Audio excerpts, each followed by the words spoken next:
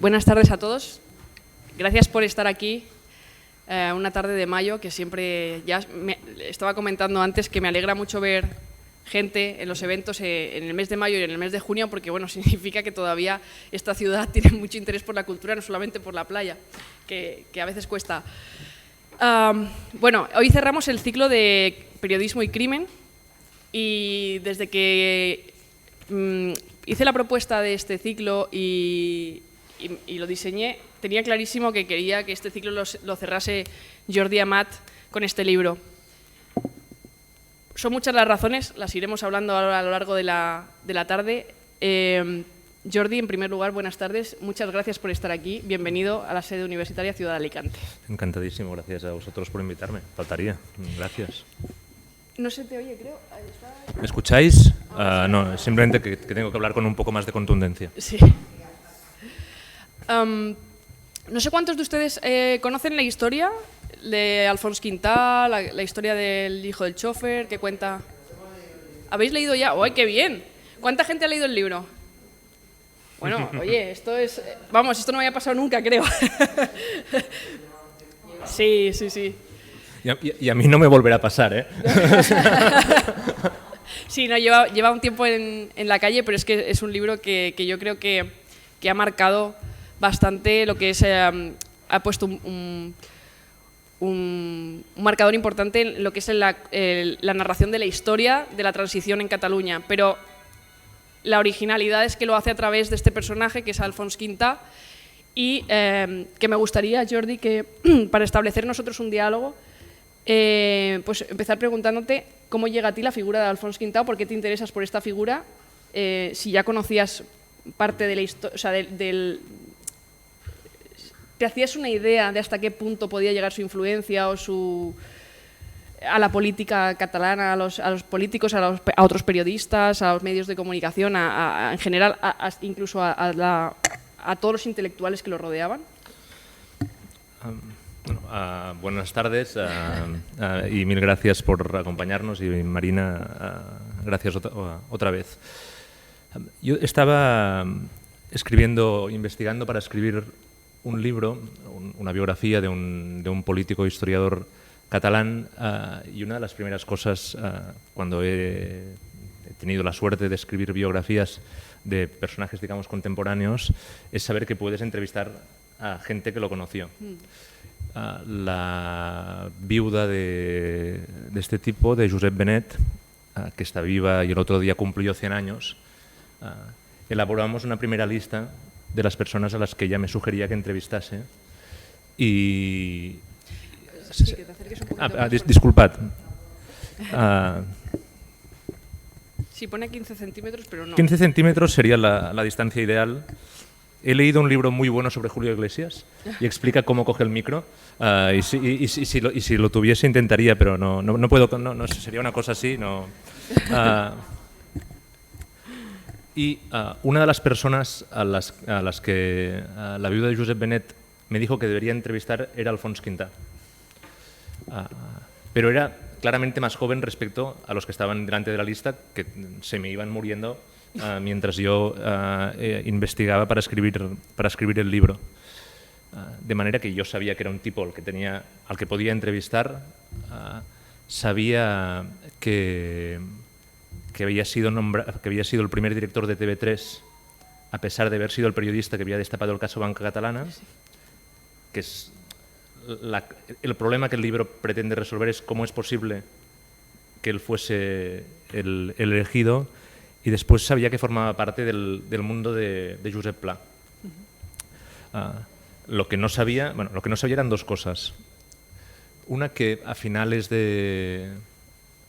principios de diciembre de 2016, yo leería un libro, las memorias de Juan Luis Cebrián, el director histórico del diario El País, y allí en un párrafo, en realidad en 5 líneas de un párrafo, describía una escena en la que Quintà no estaba, pero que Quintà era el protagonista de una comida en el restaurante Zalacaín de Madrid, donde un grupo de gente influyente, él decía, de gente del pujolismo, le pedían a Cebrián y al principal accionista de Prisa, a Jesús de Polanco, que esos artículos dejaran de publicarse.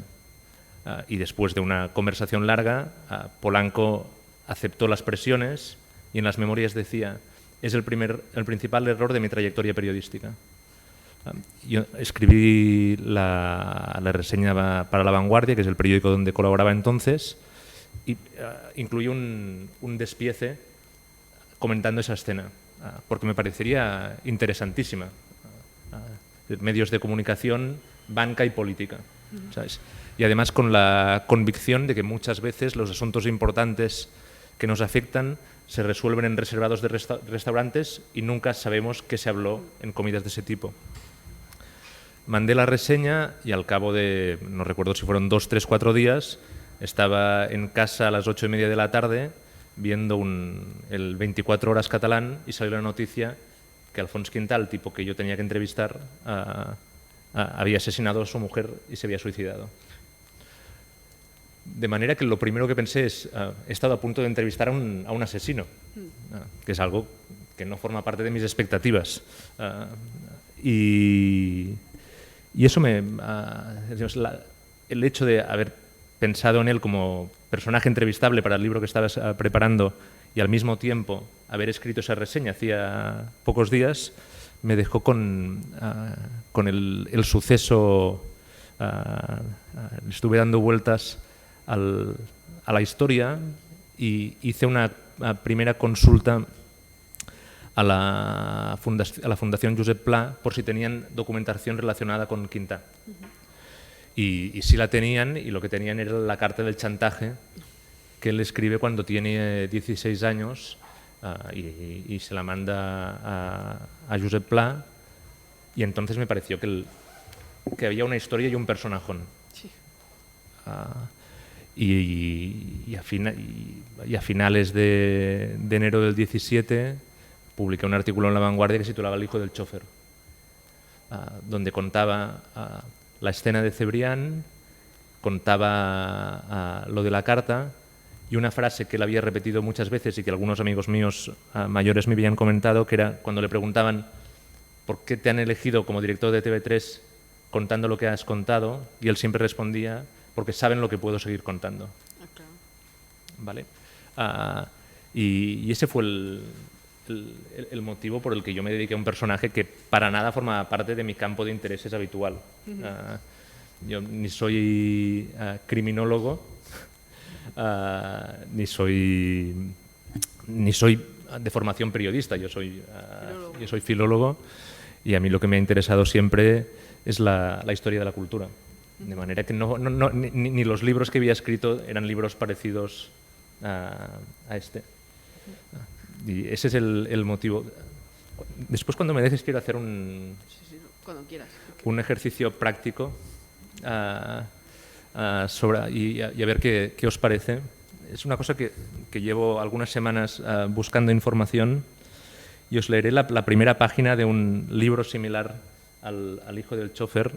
Es solo un borrador, y os leo la primera página de un libro que espero, a lo mejor si obtengo la información suficiente, publicar dentro de 3 o 4 años, pero ya he empezado a trabajar y solo me saltaré una frase del final. Y es para hablar del género del que habéis hablado en las sesiones anteriores y su virtualidad literaria, periodística y también como histórica o como de denuncia. Bueno. A lo largo de la semana dudó de si ir o no ir a la finca de Puerto del Toro. Hacía tiempo había sido un habitual allí, pero por entonces sus visitas ya eran un asunto del pasado. Todo parece indicar que allí había sido fácil. Todo apunta que algo que había cambiado, o eso pensaron en aquel coto de caza. A lo largo de la semana llamó diversas veces. Primero para decir que sí, que iría, luego que se lo había repensado y que no. Pero al fin llegó. Era la madrugada del miércoles, 19 de julio de 2017, en Villanueva del Rey. Demasiado tarde para sus costumbres. Bajó del coche y se encaminó hacia la casa. No llevaba equipaje de mano, solo una camisa. Esa finca le gustaba. Allí practicaba un tipo de caza selecto, la cacería de rececho. Normalmente le dan la escopeta, uno se acopla en el lugar que le asignan, espera, la presa entra para comer y en ese instante se la dispara. Los gestores de la finca lo invitaban cuando sabían que podría matar una gran pieza, un muflón o un venado extraordinario. En esas ocasiones podía coincidir con banqueros, constructores o industriales, personas como él, tal vez como él había sido, hombres dispuestos a pagar 6.000 euros 1 o 2 veces al año para poder disparar mientras el animal está comiendo.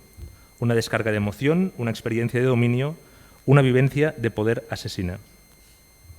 Cacería al cabo de pocas horas de haber llegado a Puerta del Toro. Se levantó temprano, a las 7:30 de la mañana ya estaba desayunando. Aquel miércoles en la finca estaban 2 guardas, la mujer de uno de ellos y su amigo Rafael, el gestor del coto de caza. Rafael, ¿tú tienes el número de teléfono de mi mujer? Te lo voy a dar por si alguna vez hace falta que la llames. Se levantó de la mesa, les dijo que movería el coche para que no le diese el sol, salió de la casa, se dirigió al vehículo, pero lo primero que hizo fue abrir el maletero. Tenía las 2 licencias, tipo D y tipo E. La cogió, abrió la puerta delantera, se sentó, se agachó y disparó el rifle que le destrozó el corazón. El sonido del disparo llegó a escucharse en la casa. Salieron corriendo y lo vieron sangrando. A las 7:50 de la mañana llamaron al teléfono de urgencias. Los servicios sanitarios, al llegar, solo pudieron certificar la muerte. Eran las 8:40 de la mañana. La noticia no tardaría en expandirse. Estaba a punto de cumplir 70 años. Luego, en el hospital se certificó que fue un suicidio y la presa, al fin, había sido él mismo. No sé si habéis identificado... Sí, claro. ¿Es? Es el banquero. Sí, Blesa, sí. Blesa. Sí. Que había, además hubo un debate sobre si era posible o no disparar la escopeta. Parece, por lo que voy documentando, que es lo más probable. ¿Seguimos? Sí. Sí, seguimos con tus preguntas. O... Bueno. Sigue contando tú un poco no, el... Y entonces vuelvo a... yo me había... acabaría con Blesa, ¿vale? Sí. Porque es Blesa. No sé si en las sesiones anteriores habéis comentado cuándo los sucesos entran a formar parte de la prensa. No. De hecho, ese es un tema que tenemos que ver. Bueno, ahora lo comentamos, sí. Según los historiadores del periodismo, el primer gran caso, el primer true crime... dices el... Vale. Es Jack el Destripador. Sí. Sí. Jack el Destripador tiene una suerte, que es que hay muchas cosas que no se saben y permiten especular sobre el caso y no se ha dejado de... no ha dejado de haber interés sobre cantidad de aspectos relacionados con él. En España, uno de los primeros ejemplos es Galdós, con el crimen en la calle Fuencarral, que existe el libro y existen las crónicas que publicó en Buenos Aires. Y un asunto que a mí me fascina es por qué nos engancha este tipo de literatura. ¿Es solo morbo? A todos nos... es imposible no mirar el charco de sangre. No. Cuando el charco de sangre está, uno lo mira. Entonces, esas son las causas célebres, que es el origen periodístico de lo que después ha sido en parte el periodismo de sucesos, o lo que hoy es un género de moda, que es el true crime. No sé si, para ti, ¿cuáles son las causas célebres de tu vida que recuerdes? Para mí la primera, yo no la recuerdo en vida, pero debe ser la más famosa, es Kennedy. O sea, un país que está meses y meses hablando de qué ocurrió con un crimen. No sé si esa... En el caso español... Marco del Castillo ha sido el más... No sé si tenéis candidatos.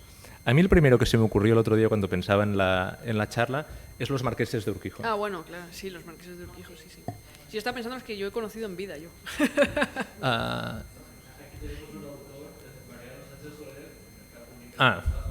Justo antes hemos estado hablando de él, sí.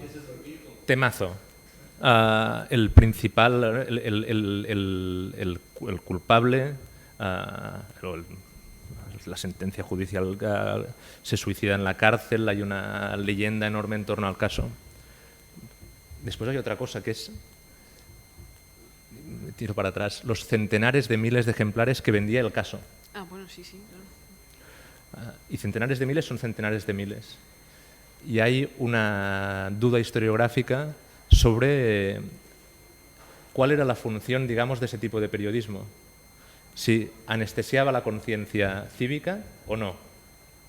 Y a mí me cuesta muchísimo no vincular el caso con el nodo y al mismo tiempo con la novela sentimental.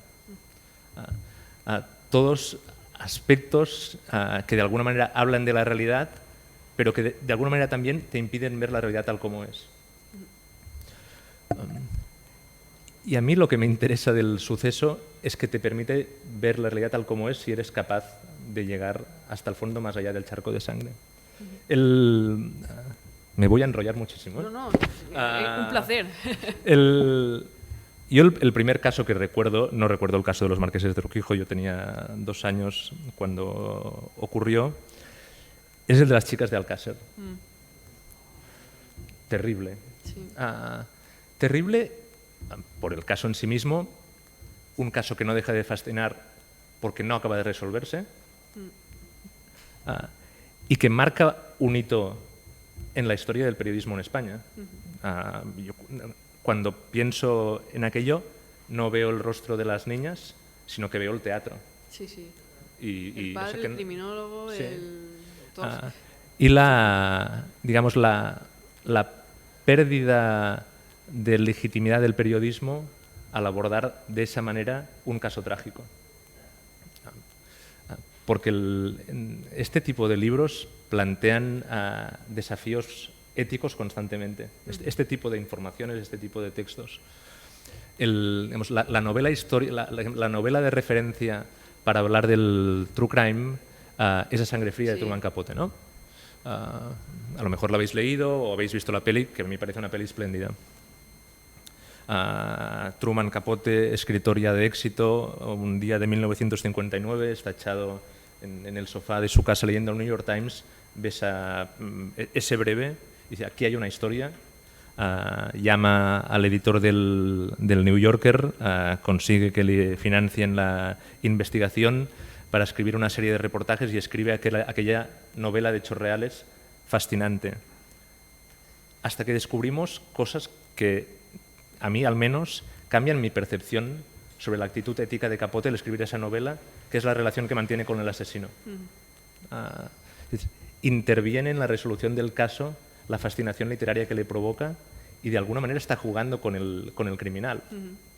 De manera que la autenticidad de aquel libro yo la pongo en duda después de lo que sé, y si no lo supiese no la habría puesto en duda. Pero para mí la posición moral o la legitimidad del narrador en el ejercicio que está realizando, para mí es cuestionable. De la misma manera que me parece cuestionable el tratamiento informativo que se hizo del caso horrible de aquellas chicas. ¿Cuándo o cómo recupera legitimidad el periodismo o la literatura para hablar de un caso de este tipo? Mi hipótesis, y está abierta a ser discutida e impugnada, es con El adversario de Manuel Carrer. No sé si lo habéis leído, pero es un libro que a mí me entusiasma. La historia que cuenta Carrer, seguro que muchos la recordaréis, creo que hay una peli que yo no he visto. No, yo tampoco la he visto. La protagoniza Jean-Luc Roman. Jean-Luc Roman es un tipo que su entorno, su familia, los amigos, estaban convencidos que trabajaba en la OMS en Ginebra. Y lo que no sabían es que les mentía desde que estudiaba segundo de carrera. Dijo que había estado probando, que había ganado un trabajo, y por la mañana se iba de casa y en lugar de ir a la OMS donde aparcaba, se pasaba el día en los parques viviendo en la absoluta impostura hasta que es imposible de soportarla y acaba matando a su mujer y a sus hijos y a sus padres.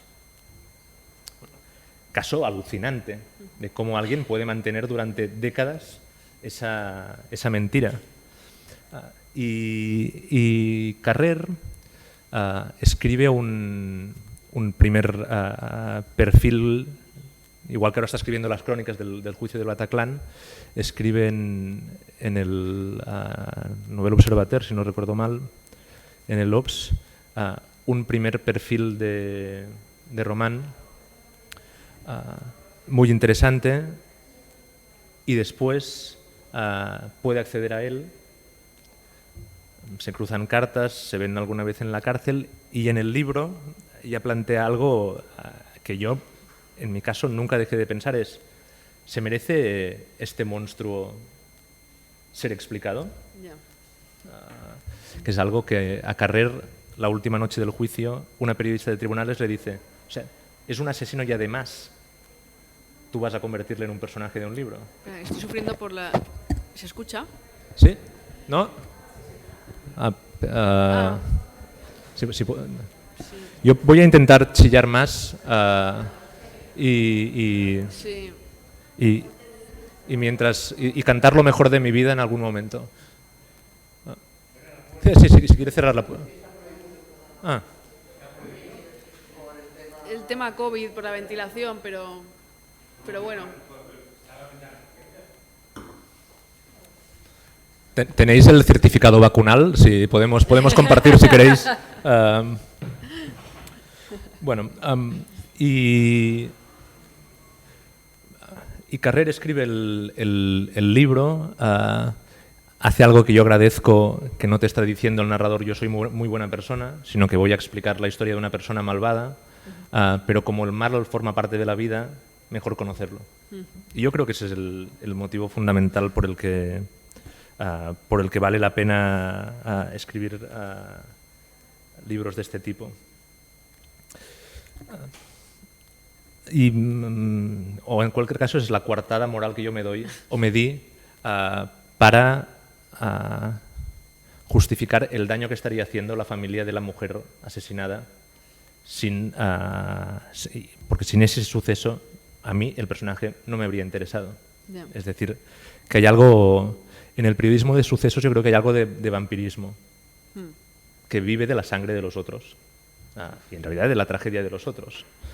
Y por eso, si es estrictamente informativo, a lo mejor no te planteas asuntos como ese. Pero si quieres entender qué ocurrió, me parece que es obligado a reflexionar sobre las implicaciones éticas de un ejercicio que no es el del estricto periodismo, sino el de intentar comprender qué hay detrás de una tragedia de este tipo. Y entonces,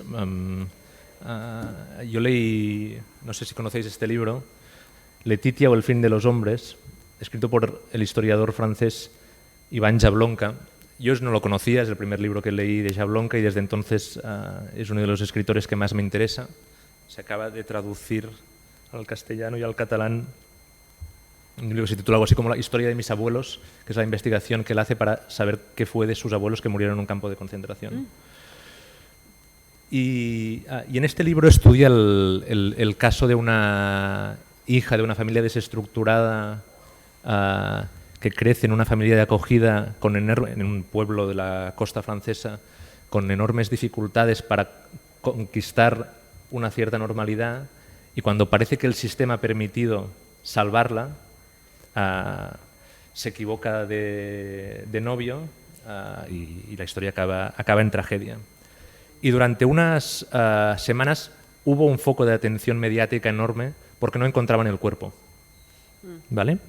Hasta que hay una investigación que acaba con la identificación de los restos de Letitia Perris, que es la protagonista del libro, una víctima como tantas. Y entonces llega una cosa es lo que hace el periodista, cuenta el caso estrictamente, Y después puede llegar otro perfil de escritor distinto, que es el cronista, que el cronista es alguien que siempre llega después, cuando la historia, digamos, ha terminado, y que yo creo que su principal virtud, porque llega después, es que puede ver cosas que los otros no vieron. Y lo que Jablonka ve a través de Letitia es que el suceso, por su excepcionalidad trágica, nos abre como es como un socavón en la realidad, que una vez que la sangre se ha filtrado, esa sangre que todos no miramos, pues cuando la sangre ya no se ve, pero se ha filtrado y está en las cañerías o ha quedado allí, si tú te acercas a contemplarla o si consigues verla, no solo ves a esa chica, sino que ves a una sociedad que no pudo evitar. O a una sociedad que hizo posible eso. Y yo cuando pensé que había una historia con Alfons Quintà, durante mucho tiempo no sabía justificarme cuál era el interés, más allá de ubicarlo en un campo de intereses que era el de la relación con Josep Pla, y que es una historia que a mí durante muchos años yo había estudiado. Pero esa idea de que el análisis del suceso puede ser un desafío democrático, creo que es cierta. Y es algo digamos, que trasciende el morbo, que yo creo que no ocurre sin el morbo, pero que permite descubrir cosas que de otra manera no veríamos. Y lo que yo pensé que podía hacer con un personaje monstruoso era reflexionar sobre si la época que lo había hecho posible era una época monstruosa y hasta qué punto.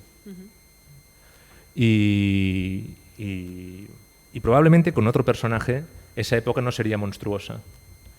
Pero a través de él, sabiendo, digamos, la tolerancia con la impunidad que lo había convertido probablemente en el periodista más importante de la Cataluña de la Transición y en uno de los más relevantes de España, eso daba sentido a la investigación y le daba ese potencial de mirada crítica al suceso, que es lo que a mí me interesa del género. Y por tanto, si en este tiempo en el que estamos, de Sanchencho a esta parte, de revisión de la transición, o de los grandes tótems de la transición, repensar, no desde del maniqueísmo moral, sino de una voluntad de comprender también los oscuros de esa época, acabé descubriendo que era algo que si el libro funcionaba podía permitir que hubiese ese debate que naturalmente era inimaginable que se produjese. Claro. Uno siempre piensa que el libro que publica va a cambiar la historia, y naturalmente no pasa nunca, porque no tiene que pasar. Pero fue inesperado y fascinante ver cómo a través del personaje y del libro se abrían una serie de discusiones sobre lo que había ocurrido en la Cataluña democrática que no habían sido planteadas. Y eso es una... creo que es una fórmula replicable para comprender otros episodios no oscuros, sino complejos y determinantes de nuestra historia reciente, y creo que Blesa también sirve.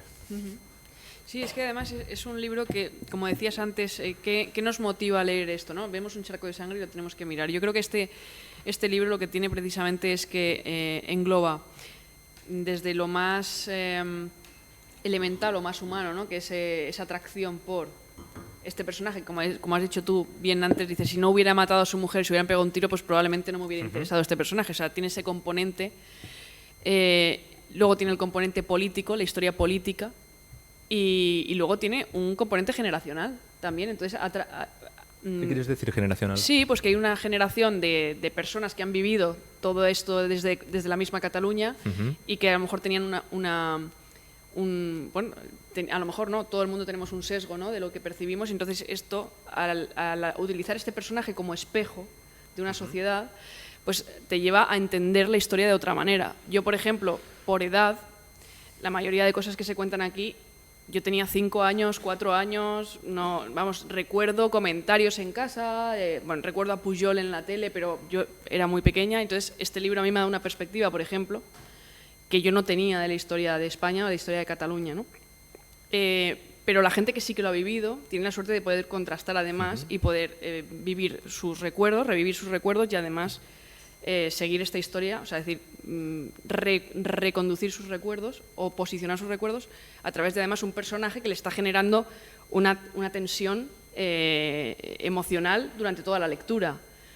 Porque yo me acuerdo que cuando terminé de leerlo, le dije a mi pareja, digo, me ha cambiado un montón la perspectiva que yo tenía, por ejemplo, de Jordi Pujol, porque mi idea era lo que yo percibía en la tele, pues, a esa edad, o lo que había oído posteriormente. Digo, pero por otro lado, es que tengo pesadillas con el personaje. Es que tenía pesadillas leyendo el libro, te lo prometo. Me acuerdo que te lo dije cuando hicimos la entrevista, digo, es que tengo pesadillas con Alfons Quinta. Y esta noche me pasaba que al releer para recuperar algunos datos del libro y eso, me ha vuelto a pasar. Digo, es que el personaje se las trae. O sea, es que es un personaje, me gustaría para la gente que...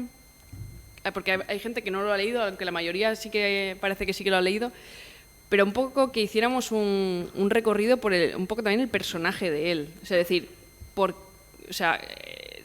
cómo desde que él es pequeño, que su padre es el chofer de Josep Pla y por esto es por lo que él se relaciona con toda esta gente,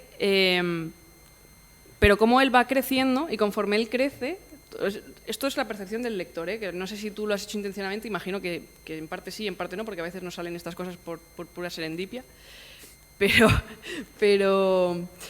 conforme él crece se van generando algunos nudos de tensión.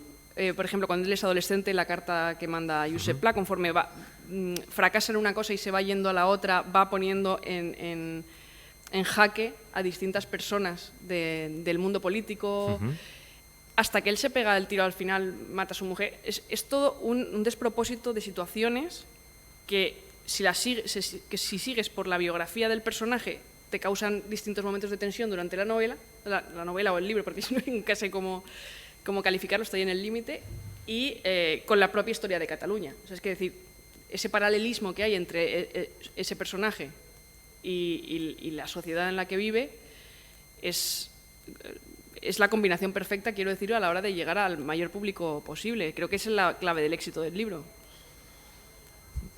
Igual me... No lo sé. La clave del éxito son muchas cosas y la mayoría incontrolables o de las que yo no era... Yo sabía perfectamente lo que estaba haciendo, pero no podía saber a quién le iba a interesar. Una previa a la reflexión que planteas.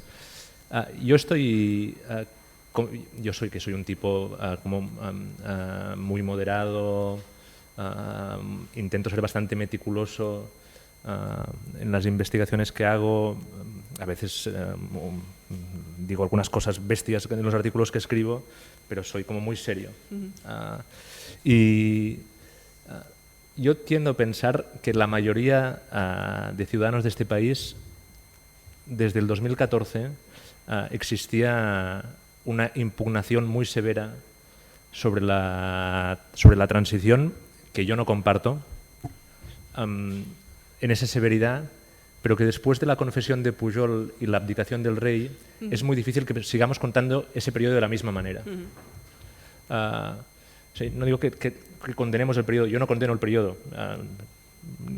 más bien al contrario, pero creo que necesitamos versiones más complejas.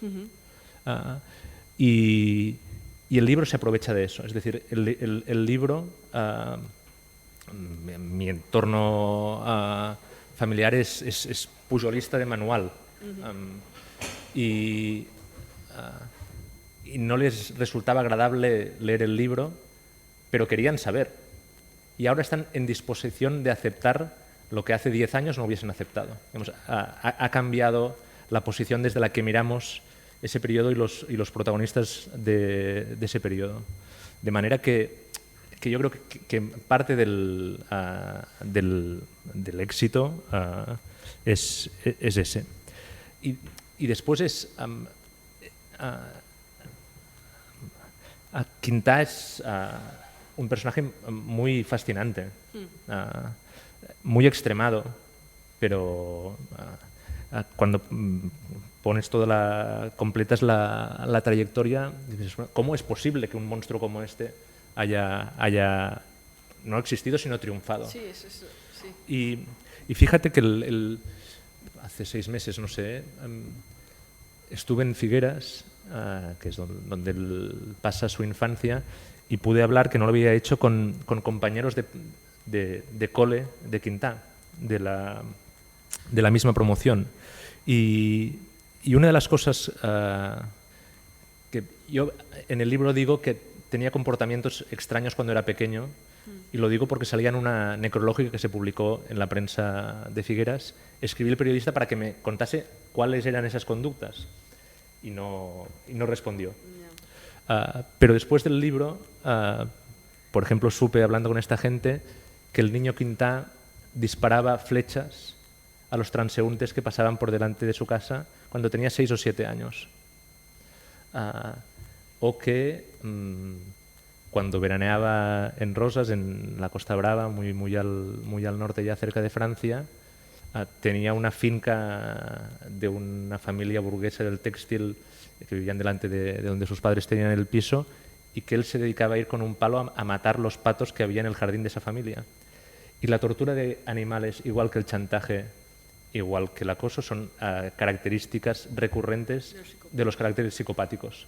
Yo hablé con un psiquiatra cuando estaba haciendo el libro para hacerle como... Este es el cuadro clínico que he podido reconstruir del personaje, y me preguntó, ¿sabes si torturaba animales? Y yo dije, ni idea. ¿Se hacía pis en la cama? Sí, eso tampoco lo sé. Tenemos un psiquiatra ahí sentado, además, que podemos... Jorge.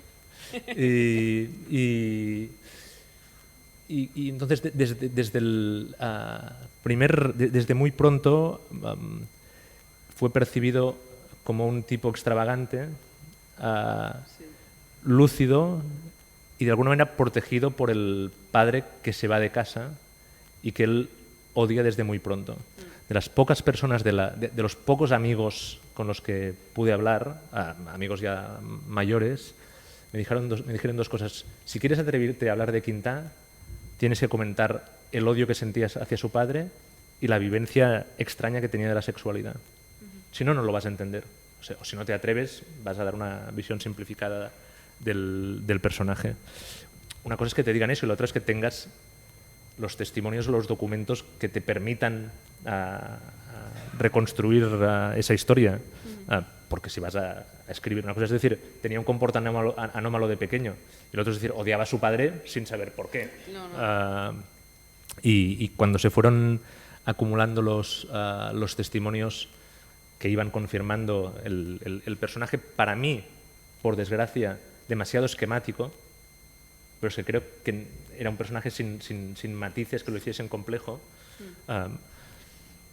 pues todo iba encadenándose, y lo primero fue esta carta del chantaje, que es muy fascinante. Es decir, un chaval de 16 años le dije al mejor amigo de su padre que irá a la policía, a un comisario famoso por ser un torturador, para decir que sabe que se han visto en el exilio con Josep Tarradellas y que tiene X días para conseguir lo que él pretende, porque si no habrá esas consecuencias, y que a partir de ese momento, el chaval tiene 16 años, la relación con él se guiará por este criterio. O sea, ¿quién piensa de esta manera y quién es tan consciente del mal que puede hacer la información, de cómo puedes destruir a alguien sabiendo cosas de él que no pueden contarse? Cosa que le hace, paradójicamente, un periodista muy interesante. No necesariamente un buen periodista, pero sí un periodista muy interesante. ¿Por qué? Por el mundo donde crece, tiene fuentes que prácticamente no tiene nadie, y está dispuesto a casi todo. y eso le convierte muy pronto, con 30 años, en un periodista de referencia en el prólogo a la transición política, con quien todo el mundo quiere hablar. Y eso le da una posición central que él aprovechará, y de alguna manera aprovecharán primero sus oyentes en la radio, es cuando tiene el primer programa importante, básicamente a sus lectores en El País, donde escribí del 76 al 83, al 82, si no recuerdo mal, y después a los espectadores de la primera TV3. Porque está en estas tres empresas, Radio Barcelona La SER, primer programa de información en catalán desde 1939, donde invita a políticos de la oposición antes de que los políticos de la oposición tengan presencia pública, porque él los conoce. Cronista de la política catalana, único en el diario de referencia de la transición, y por tanto todo el mundo quería hablar con él. Y después el director del principal medio de comunicación de la Cataluña Democrática, como ha sido TV3. Y eso le da una influencia enorme, a pesar de la conciencia mayoritaria de que es un excéntrico. Y eso es, yo creo, la diferencia entre nuestro presente y ese momento. No era un excéntrico, no era solo un excéntrico, era un peligro. Sí. Y a pesar de ser peligroso, con la excusa de la excentricidad, nadie lo paró cuando podrían haber evitado que tuviese las conductas que tuvo. Después, recuerdo el comentario que escribió Lucía Méndez en El Mundo después de publicarse el libro, que decía, todos hemos tratado con gente así, sí. No seamos hipócritas y no pensemos que es solo este. Todos en los trabajos y en el periodismo hemos tenido tratos con gente con una conducta similar a esa. Y Quintà, mientras puede controlar al monstruo o mientras el poder puede servirse del monstruo, funciona. Cuando ya empieza a descontrolarse, lo despiden de la televisión. Hay un último momento en el que le dan la confianza de dirigir un nuevo periódico que ahora sabemos que lo financió Javier de la Rosa, pero no están, es un proyecto que se va dilatando en el tiempo. Él es solo director durante 30 días y ya lo despiden, y aquí sí que empieza un declive que acaba con la tragedia. Y algo que a mí me fascinó a la hora de empezar a investigar, que es que la tragedia sorprendió, pero la mayoría de personas que lo trataron asumían también que era un final lógico a esa vida.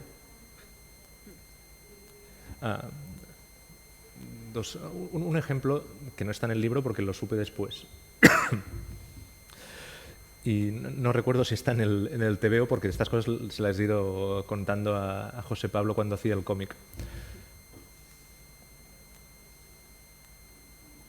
Uno de los tipos que está contratado en TV3 para redactar el libro de estilo, un buen lingüista, ensayista vivo y muy interesante, sale en defensa de una compañera a la que Quintà despide de manera improcedente. Básicamente la despide porque considera que no se ha depilado el bigote, y ese es el criterio, de la misma manera que despedía a la gente que llevaba camisa de manga larga en verano porque estaba convencido que la llevaban para taparse de los pinchazos. Esa era la arbitrariedad del personaje. Bueno, sí. El lingüista defiende a la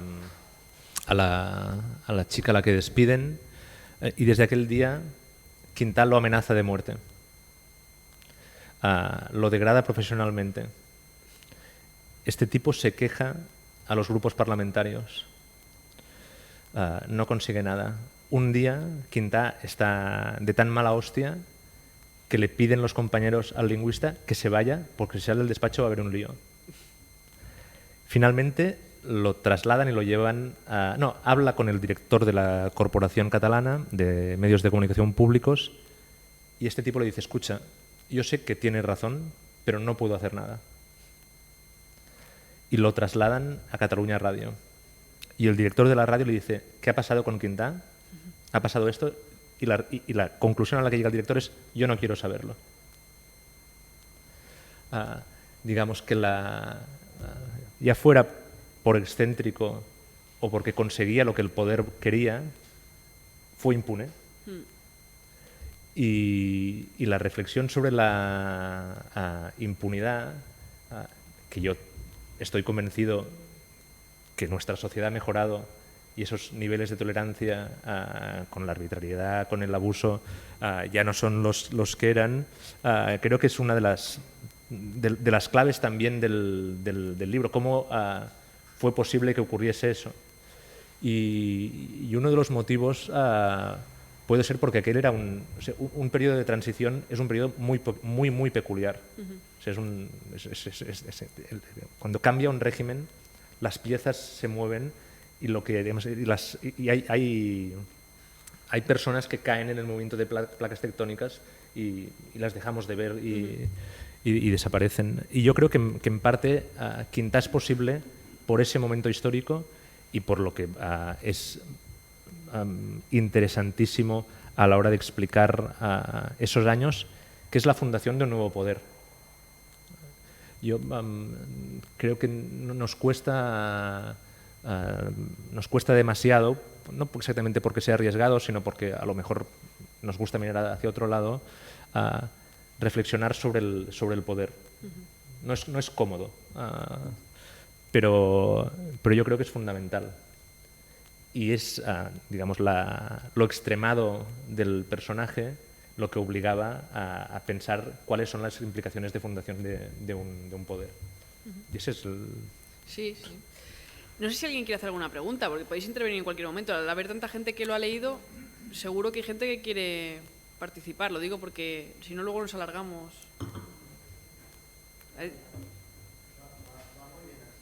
Sí. Yo hablo mucho. Por allí no sé, me dicen que no se oye. ¿Sí? ¿Se sigue sin oír? Jo intento acostar-m'hi, però és que m'ho menjaré al final.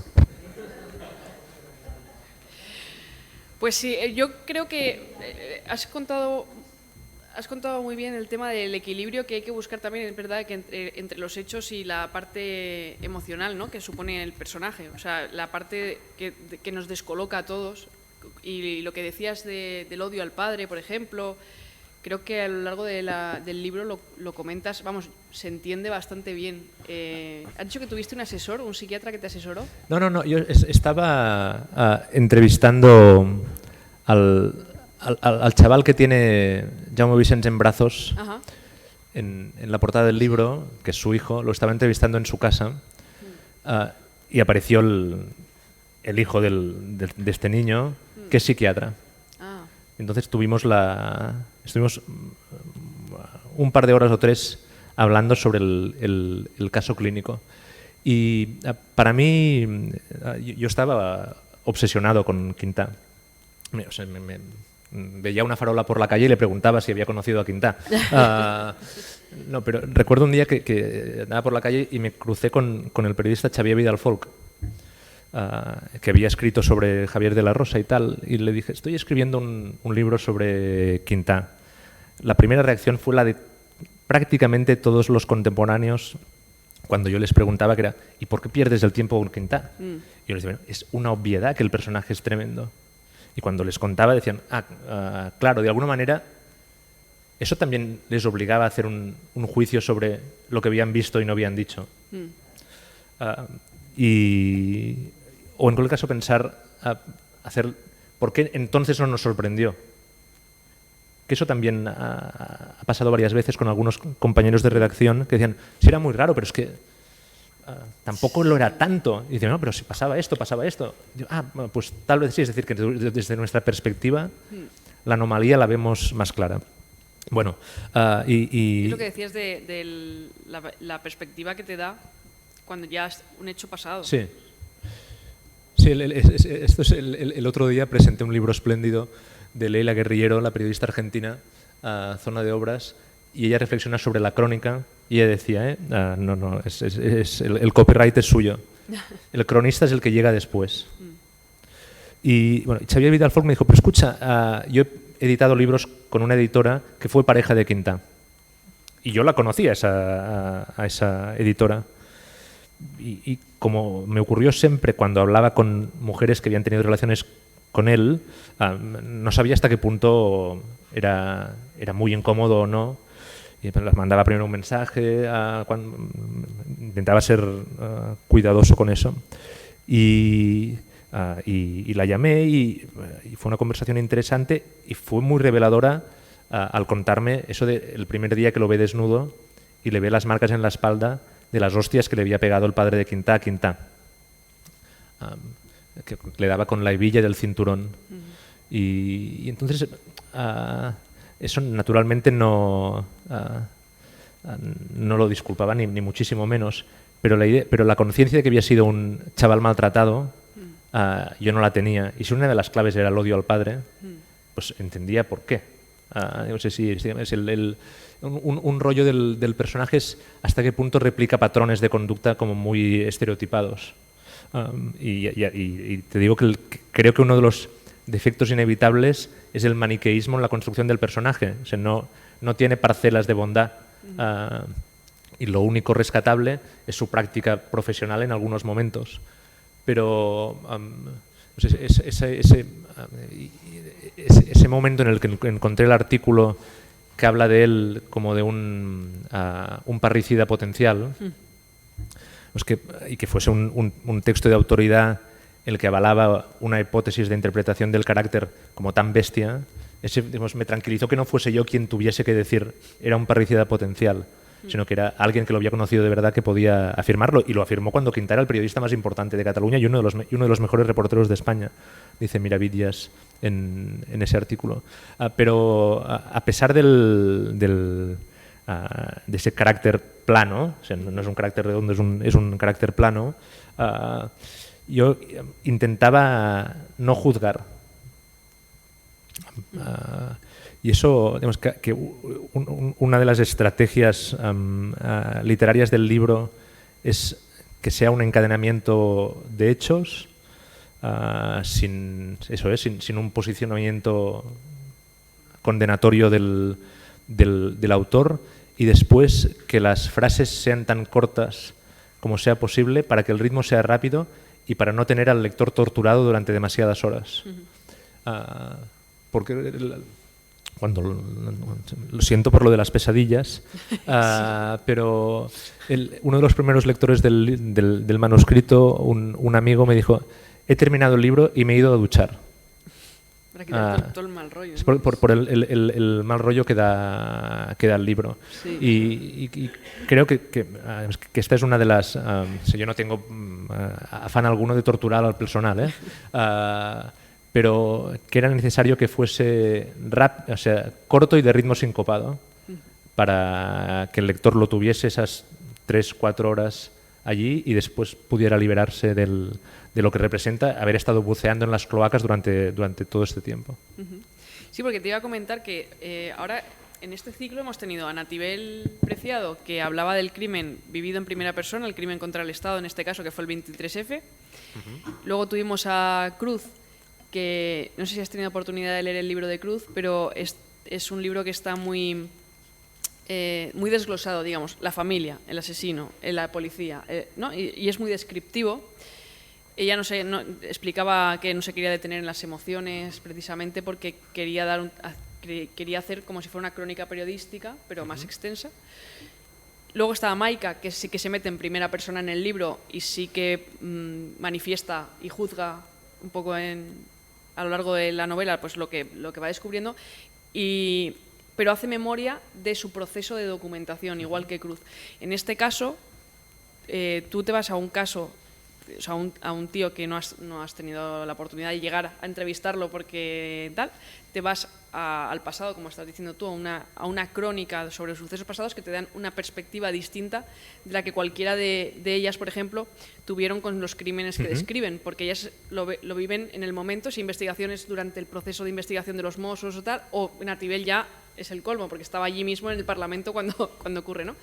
Entonces, lo que quería preguntarte era precisamente sobre el planteamiento a la hora de escribir, cuando tú escribes en prensa o escribes el libro, cómo el proceso de documentación que tú haces, en qué se distingue, cómo te planteas la estructura del libro, cuáles son los límites, efectivamente, como estabas diciendo antes, para no entrar en el morbo, pero sí contar lo que... No juzgar la voz, cómo eliges la voz del libro. Una primera versión del primer capítulo, no del prólogo, sino del primer capítulo, estaba la investigación integrada en el libro, que era algo que hacen tanto Jablonka como Carrer. Y tuvimos una... Este es un libro que se beneficia de la pandemia, del confinamiento, porque de repente teníamos mucho tiempo y muchas personas que yo quería entrevistar y que me habían dado largas no se pudieron escapar. Y no hay mal que por bien no venga. Sí, y además creo que era mejor no ver a la gente para que yo les fuese contando cómo estaba el libro, porque me hubiese acojonado. Y fue, yo creo que en julio, el libro salió en noviembre, pero fue un proceso de escritura muy bestia en poco tiempo. Pero ese primer capítulo, que estaba el making of integrado, y era como mucho más, era un libro típico mío, digamos, más de historiador cultural, y le pedí a mi editor que me dijese, ¿funciona o no funciona? Y me dijo, tiene que funcionar mejor. Desaparece del texto y cambia la dicción, cambia el estilo. Y eso fue clave. El criterio de lectura del editor para que el libro no fuese otro libro, como hay bastantes, en los que el narrador se integra. Y además es que creo que hay algo como de pudor en no estar. Me parece, visto desde ahora, que situarte en una posición de protagonismo en relación a los hechos no lo veo muy claro. Al lector lo que yo investigué le interesa relativamente poco o nada. Lo que le tiene que interesar es la historia. Y si yo voy a la Biblioteca Nacional porque es el único lugar donde puedo consultar la revista Guadiana y las páginas las toco y son sedosas, bueno, a mí me divierte, pero es que al lector le da igual. Y no tengo la pretensión de pensarme tan buen escritor como ser capaz de convertir la investigación en algo literariamente interesante. No lo creo.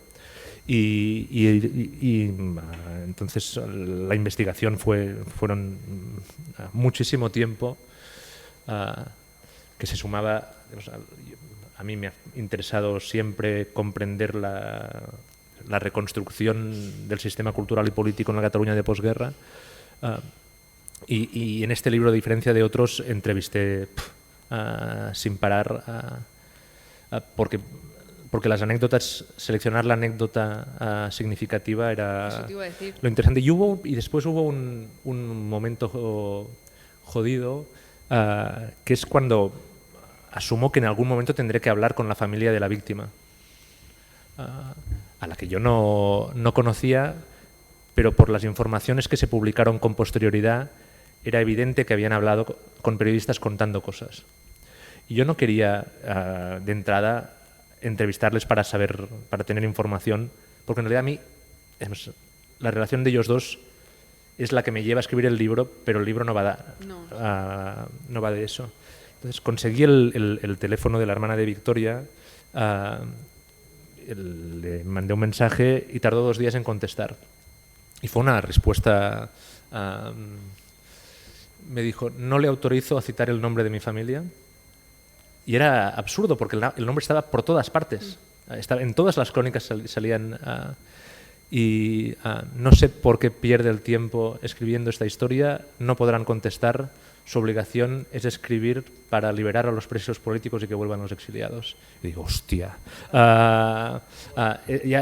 Esta señora ya sabe lo que yo pienso políticamente porque escribo sobre eso.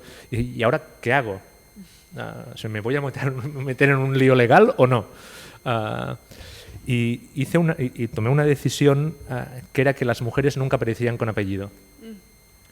Porque si no estaba el suyo, no debían estar los de otras, y porque lo relevante era que estuviesen los nombres de los señorones que habían, los hombres del poder, con una única excepción, que es Esther Vera, la actual directora de Lara, que se enfrenta a él. Ella es la que dice: no voy a ir al barco, no me lo vuelvas a decir. ¿Vale? Y que es un caso que cuando alguien se atrevía, él ya dejaba de molestar. Y ese fue el proceso de redacción y de investigación del libro, que fueron, debo haberme leído 2.500 artículos de Quintà. Que es un trabajo que a mí me encanta, el trabajo de hemeroteca, y ahora es mucho más fácil con las hemerotecas digitales. Y no fue hasta cuando ya faltaba poquísimo para que el libro entrase a imprenta que escribí las páginas finales del making of. ¿Por qué escribo esto? Y me parece que era necesario que estuviese, es decir, para no ser solo un vampiro. Es decir, cuál es la voluntad ética y política que hay detrás de una investigación como esta, cuál ha sido mi relación con esta historia y cuáles son mis referentes literarios, que son estos de los que hablaba antes. Y de alguna manera sí, yo contaba por qué yo, tipo serio y aburrido, básicamente erudito, que se ha dedicado a escribir libros sobre personajes ejemplares, ahora ha pasado 3 años preparándose para escribir un libro de un personaje execrable. Porque sentía que tenía que justificar esa elección. Preguntad cosas, porque es que si no, no pararé de hablar. Que no me creo que nadie tenga preguntas. Seguro que sí. Ahí ven, Jorge.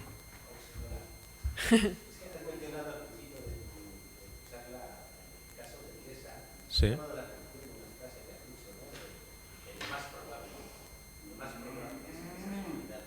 Lo más probable es... Lo más probable es que hubiera sido suicidio. Sí. Hubiera suicidado.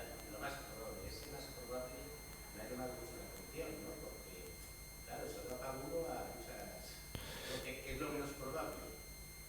Porque hay unas sí. ideas, ¿no? En este campo de la conspiranoia, sobre porque muchos banqueros, involucrados en estafa, etcétera, tuvieron en los últimos años con muertes muy, bueno, un poco extrañas, ¿no? A los suicidios, Sí. y sobre eso también se habló de... Sí. Estamos hablando de criminalidad, claro, a un criminal no se le condena por ser lo más probable, ¿no?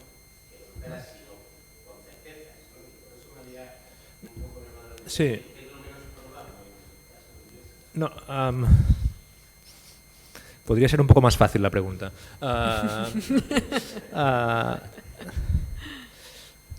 No sé si un periodista de sucesos, allí donde quiere llegar es a la verdad judicial. Tenemos en este caso, ahora no lo diré bien, pero el dictamen médico que dice, ante las dudas que hubo rápidamente sobre si había sido un suicidio o no, que las circunstancias en las que había muerto era posible que hubiese sido un suicidio. Pero no había nadie allí.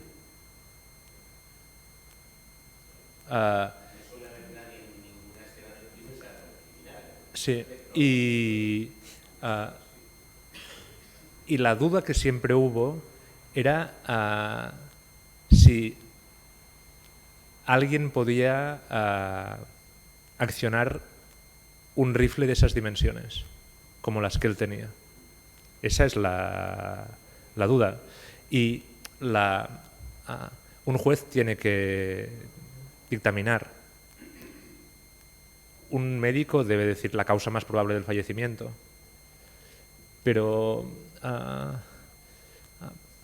el tipo que llega después y que no ha visto puede dudar. en este caso, en la hipótesis que la frase acabe de esta manera, tendrá que hacerse de manera que no parezca conspiratoria. Porque yo creo que acostumbran a ser muy malas explicaciones. Pero voy a...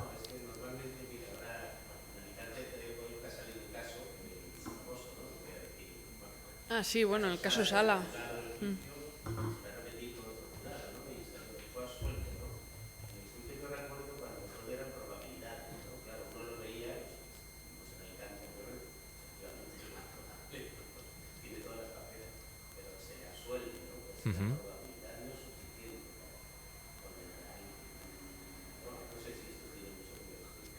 No, sí.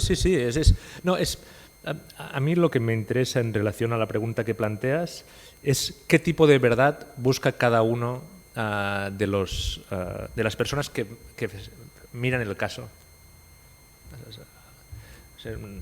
El juez finalmente tiene que decidir. Y no sé si un periodista tiene que dejar el caso, porque hay otros. Pero Carrer nunca dejará de pensar por qué Román actuó de esa manera. Se formula otro tipo de preguntas. Al juez le da igual la pregunta de por qué Blesa se dispara. Sí, pero a mí sí que me interesan. Y creo que en el caso de un suceso visto desde una perspectiva que quiere comprender por qué ocurrió, esa es una pregunta pertinente. ¿Por qué toma esa decisión? Nunca tendremos la respuesta. No tendremos la... Sí. La cosa, sí.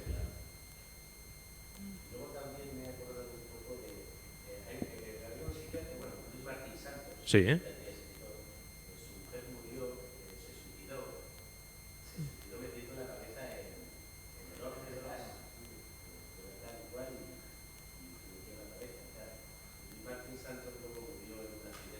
Muere antes ella, no recordaba. El accidente de coche, sí.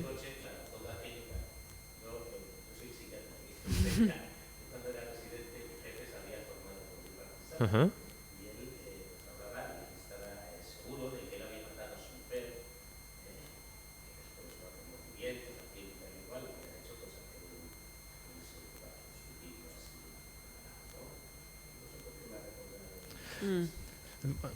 ¿Puedo contar cosas del post-libro? Me escribió en Facebook un amigo de Quintá que le regala la escopeta de caza. Me escribió en Facebook un médico que la noche del crimen recibe una llamada de Quintá y no contesta porque está harto de las llamadas de Quintá, y desde aquel día piensa qué hubiera ocurrido si hubiese contestado. Y me mandó los pantallazos de las conversaciones que habían tenido por WhatsApp. Ostras. Que es algo que si hubiese tenido cuando hice el libro... bueno, entonces... Hasta el kiosquero aquel te escribió, ¿no? Bueno, me escribió. Conocí a un lampista que estuvo haciendo trabajos en casa de Quintá, y Quintá le dijo: me voy a ir de casa, arregle esto, tiene prohibido entrar en una habitación. Quintá se fue y naturalmente el lampista fue directo a abrir la habitación. Prohibido abrir esta caja. Sí. Y entonces había montañas de revistas pornográficas, que vio un librero de viejo, el tío de Jordi Évole, al que le ofrecieron comprar todos esos papeles, y se fue corriendo de esa casa angustiadísimo. Pero es que me escribió el kiosquero de la Rambla de Barcelona, donde Quintá iba a comprar las revistas, al final de la Rambla, 60.000 pesetas cada semana, pornografía de importación, escogiendo cada semana el tipo de género que le interesaba.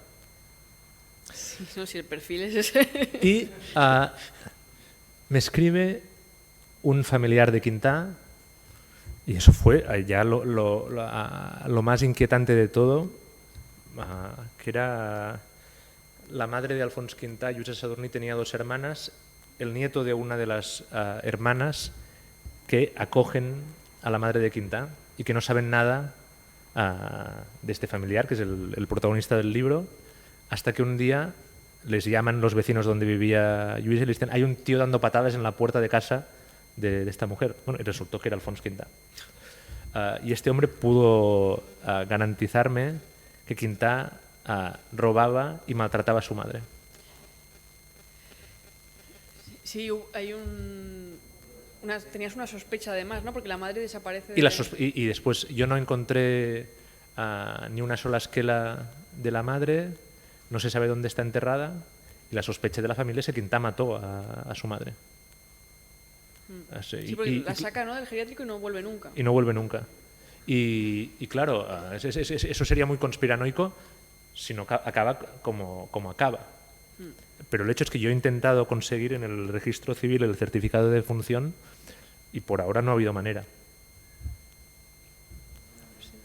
¿Allí preguntan? Te quería preguntar que cuando te has dirigido a Quintá durante toda la conversación, te has llamado como 3 o 4 veces monstruo, irrespetable y psicópata. Sí. Entonces, ¿ha habido en algún momento, te da la sensación de que tienes una clara posicionamiento sobre ¿Sí?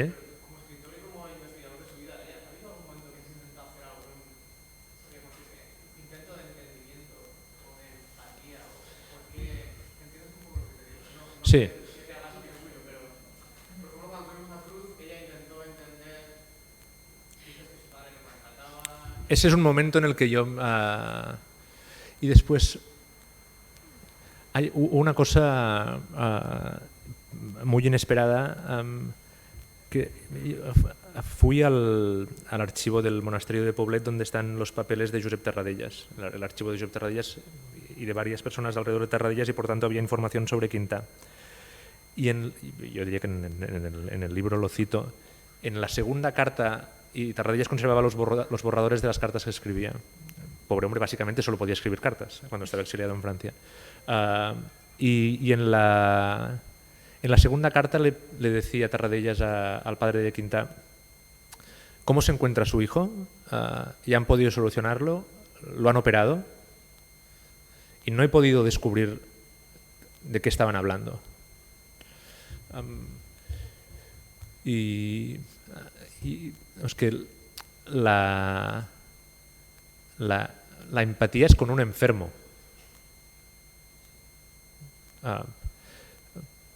Pero lo que de alguna manera vienes a plantear sería si al enfermo maltratado, ¿cuál es el tipo de empatía que establecemos con alguien y si, digamos, no estamos condicionados por saber que acaba siendo un asesino, ¿no? Ese es el problema. Sí, bueno, intentarlo sí, pero y eso creo que es un defecto del libro, que era eso que he comentado, de la poca complejidad caracterológica del personaje. Cosa de la que yo era consciente, pero es que no encontraba argumentos que me permitiesen mostrar una cara más clara, sino era esa sonrisa del niño cuando navega con su padre. Que son unas fotografías y después, digamos, ese momento en el que tenía esas fotografías que me dio el hijo de Jaume Vicens. Las referencias que él hacía a los pescadores de la infancia, que recuerda varias veces los nombres en artículos que publica mucho después, y el barco de cuando es mayor, y de alguna manera ese es el Rosebud, ¿no? el Rosebud de Quintá. Y el problema es que lo que me contaba la gente que había estado en el barco era la megalomanía desbocada. O sea que entiendo lo que me preguntas y no sé si es un fracaso mío o es... o finalmente es que no había manera. Es que Bruno, por ejemplo, el que comentaba Cruz, el caso de Bruno, claro, Bruno era un esquizofrénico y Bruno no mataba por maldad, mataba, o sea, no se justifica, ¿vale? Como decía Cruz, no busco justificarlo, pero tenía dos caras, tenía una cara bondadosa, o sea, él no mataba porque quisiera hacer daño, sino por lograr unos objetivos para beneficiar además a la gente que él tenía cerca, o sea, a la gente que él quería. Pero es que en este caso, mira, lo que está diciendo es que no hay esa doble... No hay ningún punto de inflexión en el que digas, aquí hay un resquicio de humanidad. No, es que no lo hay. El otro... El otro día hicimos la presentación del cómic. Sí. Y hizo la presentación Vicent Sanchís, director de TV3 hasta hace relativamente poco y que trabaja con Quintà en El Observador, ¿vale? Y además de coleccionista de cómic es personaje del cómic. O sea que tenía bastante gracia tener a y vinieron dos periodistas del Observador a quienes yo no conocía y recordaron una noche tragicómica. En el libro se explica que en este periódico que de los primeros años 90, durante el proceso caótico para salir a la calle, compran un programa informático que no funciona y Quintà percibe que la empresa que ha diseñado el programa lo ha timado. Y decide como reacción hacer un periódico exclusivamente cargando contra esa empresa que repetirá en una feria de muestras que se celebra en la feria de Barcelona. Entonces recordaban que esa noche estaban todos diciendo, bueno, esto es el colmo ya que haya entrado en esta deriva, y uno de los ejemplares que se preparaban era en inglés para que la gente que iba a la feria, pues había gente de todo el mundo y pudiese leer el... Y de repente Quintà se da cuenta de que el inglés de ese periódico que no se va a repartir es pésimo. Y dice, hostia, no podemos repartirlo. Y la gente que está fuera del despacho empieza a reír. O sea, no pueden... es una situación como de muchísima tensión y ya ha llegado a un momento como de colapso y la gente se empieza a desternillar. Y Quintà empieza a chillar. Os prohíbo que riáis. Entonces, ostras, un tío que prohíbe que rían es un hombre desesperado. No es solo que no tolera que los otros disfruten, es que está completamente hundido. Y pensé, este es un momento extraño, de la misma manera que ha sido muy, muy interesante la relación con este dibujante, que no sabía nada. Para mí esta no es una historia fácil, porque yo soy un prototipo perfecto del pujolismo. Ir matando al padre no es una cosa que me fascine. Pero este dibujante de Málaga le daba totalmente igual. Y él me decía, no, yo es que leyendo el libro a veces reía. Y al transformarlo en el lenguaje del cómic, hay momentos tragicómicos. Incluso esa escena que a mí me flipó, del chaval persiguiendo a la primera mujer con una pistola y que sale a la calle con una pistola el año 68 en Barcelona, hombre, puede tener algo de Valle Inclanesco. Tiene aspectos de este tipo. Y otro momento que sí que creo que se ve que es complicado emocionalmente es cuando es el momento de masculinidad herida, cuando ella le dice que es lesbiana. Y hay un momento de hundimiento que sí que es...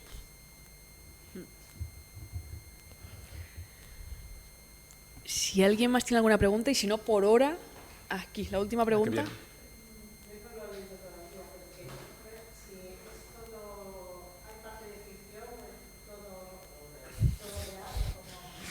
Mira, yo creo que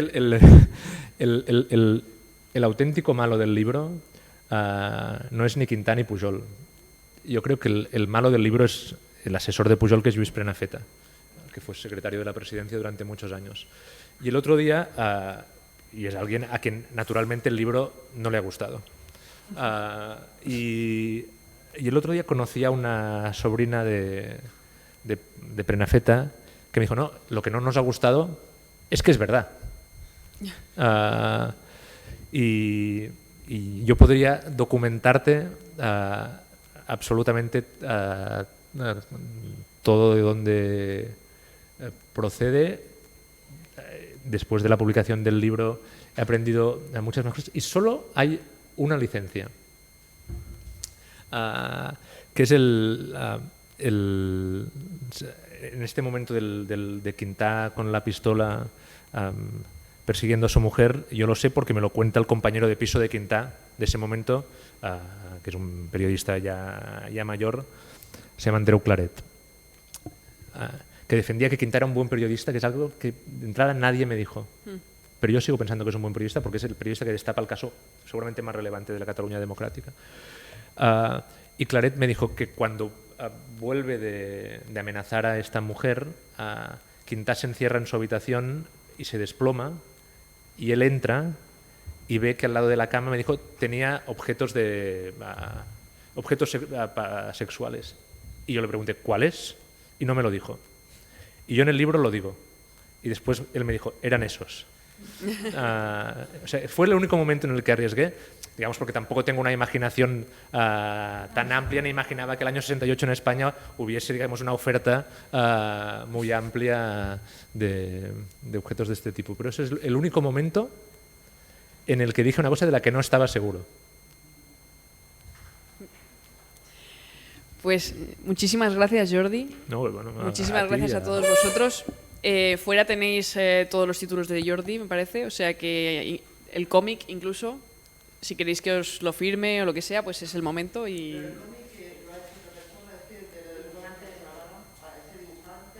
sí, es un... Él ha hecho los dibujos y es la adaptación de la novela al cómic. Y el guión.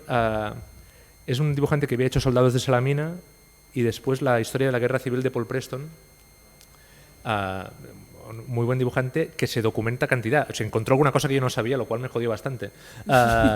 Pero durante el proceso de elaboración del cómic, en algunos casos él me preguntaba, ¿y esto cómo lo sabes? ¿O tienes una fotografía? Y ha sido muy chulo o sea, acompañarlo en el trabajo que ha hecho José Pablo, y en algún momento que la historia era muy enrevesada, diseñamos, por ejemplo, el regreso de Tarradellas, cuáles debían ser las viñetas, y eso sí ha sido chulo.